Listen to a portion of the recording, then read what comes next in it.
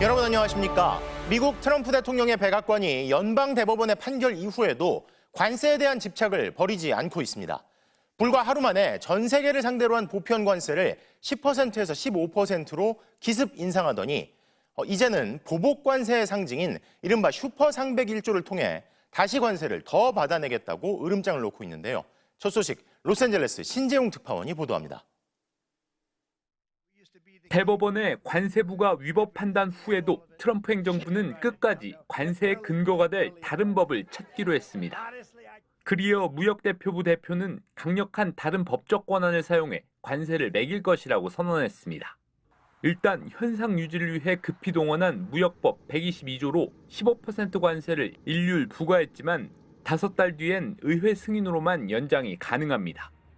그래서 집어든 카드가 슈퍼 301조란 별칭의 무역법 301조.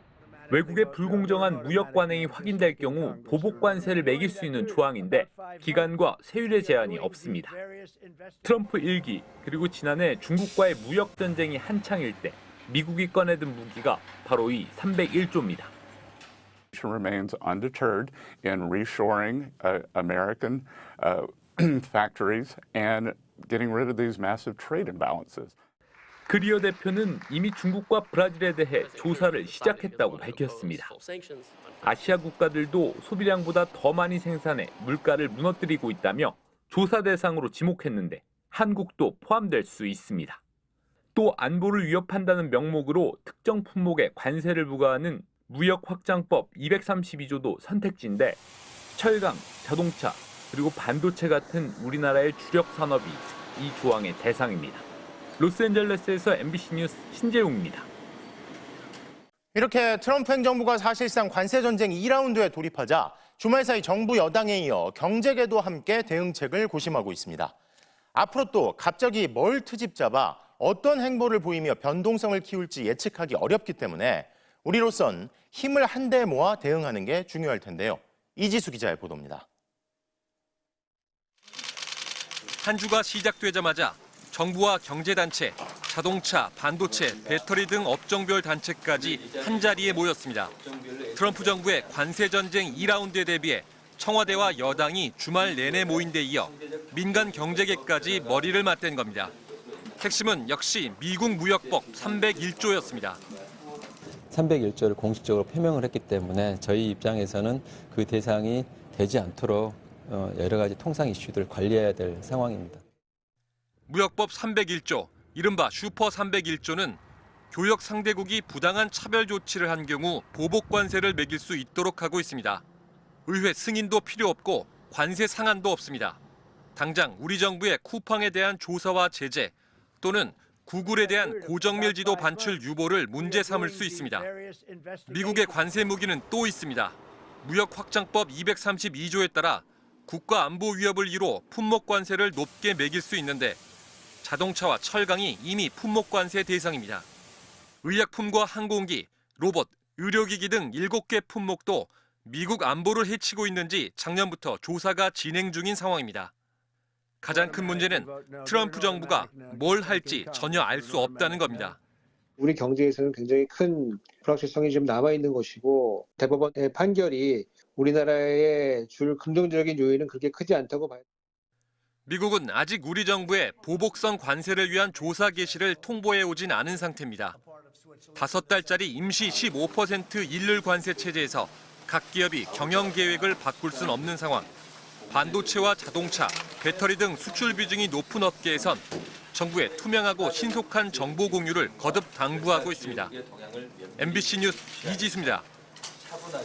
이렇게 미국발 불확실성이 커진 와중에도 코스피는 장중 한때 사상 처음으로 5,900선을 넘어섰고 이제 6,000선을 바라보고 있습니다. 오늘 자사주 소각을 골자로 하는 3차 상법 개정안이 국회 법사위를 통과한 가운데 증권사들은 코스피 목표치를 7,000까지 상향 조정하고 있고 한 외국계 증권사는 8,000선까지 목표로 제시했는데요. 김민형 기자의 보도입니다.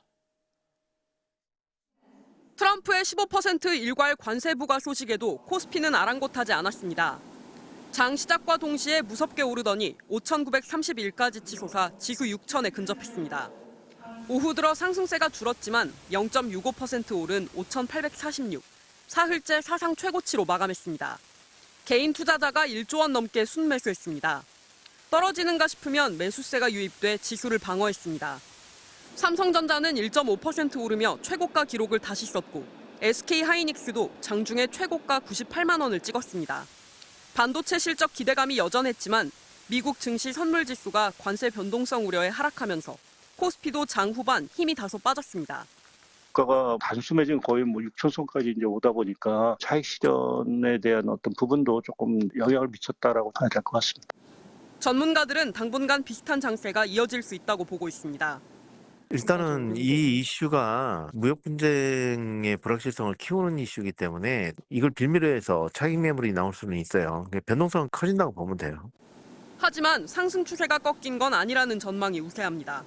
증권사들은 코스피 전망치를 7천까지 줄줄이 높이고 있고 한 외국계 증권사는 올해 상반기 목표치로 8천을 제시했습니다.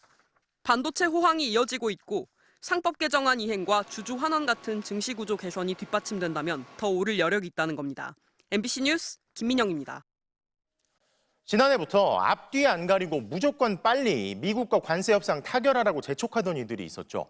자, 그런데 그 말에 말려들지 않고 우리처럼 버티다 협상에서 더 좋은 결과를 내는 걸 넘어 이젠 오히려 캐나다, 멕시코, 중국처럼 협상하지 않고 끝까지 버틴 나라들이 관세 인하 혜택까지 받게 됐습니다. 적극적으로 빨리 협상에 나서며 이것저것 많이 내준 동맹국들이 도리어 더 손해를 보는 듯한 상황인데 미국 언론마저 이 문제를 지적하고 있습니다. 이혜선 기자의 보도입니다.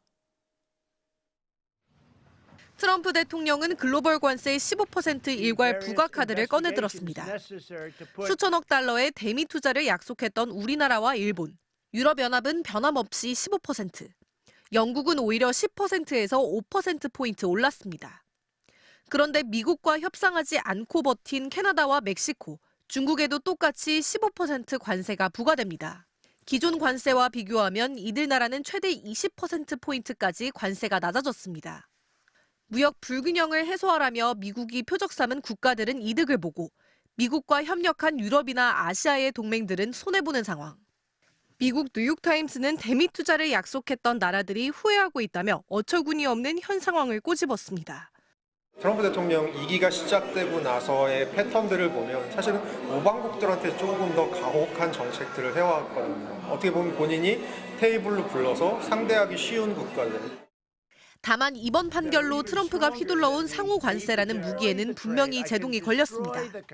특히 중국과의 정상회담을 앞두고 트럼프 행정부의 협상력은 약해졌습니다. 예측 불가능한 트럼프가 반도체 등의 품목 관세를 매기겠다고 나설 수도 있습니다. 하지만 반도체를 가장 필요로 하는 미국 기업들의 반발에 부딪혀 쉽지는 않을 거란 분석입니다. 잘 못 건드릴 거예요. 지금 빅테크가 안 그래도 데이터 센터 만드는데 엄청나게 반도체가 필요하고 물량이 딸린 상황이라서 미국과의 무역 합의를 깨겠다고 나선 국가는 아직 없습니다. 유럽연합은 새로운 관세가 무역 합의 위반이라고 반발했고 영국도 불리한 상황이 되지 않도록 미국과 협의하고 있다고 강조했습니다. 정부는 작년 타결한 한미 무역 합의의 큰 틀이 유지되고 있다며 신중하게 대응하겠다는 입장입니다. MBC 뉴스 이혜선입니다. 관세를 무기 삼아서 동맹국마저 압박했던 트럼프 대통령이 관세 부메랑을 맞는 모습입니다. 관세가 실제로는 미국 내 소비자들에게 전가되고 무리한 정책을 밀어붙일 때마다 동맹국들로부터 그동안 미국이 쌓아온 신뢰도 잃게 만든다는 평가가 나오는 건데요. 관세에서 이민자 단속까지 고립을 자초하는 정책들이 여론을 악화시키면서 오는 가을 중간선거 참패 전망까지 나옵니다. LA 신재용 특파원입니다. 관세 폭탄과 이민자 단속, 트럼프 대통령의 이 두 가지 핵심 공약이 부메랑이 되어 돌아오고 있습니다. 최근 여론조사 결과 미국 성인의 64%가 트럼프식 관세 정책에 반대했습니다. 다른 나라에게 돈을 걷어와 미국을 다시 부강하게 만들겠다고 장담했지만 관세는 기본적으로 미국 국민이 먼저 부담을 안는 구조. 실제로 관세 때문에 미국 가구당 1,000에서 1,200달러의 비용을 추가로 부담했다는 보고서가 잇따랐습니다. 트럼프는 서둘러 1인당 2,000달러를 주겠다고 약속했지만 유권자들의 마음을 돌려세우는 데는 역부족입니다. 폭력을 불사하는 이민자 단속도 대통령에 대한 거부감을 키웠습니다.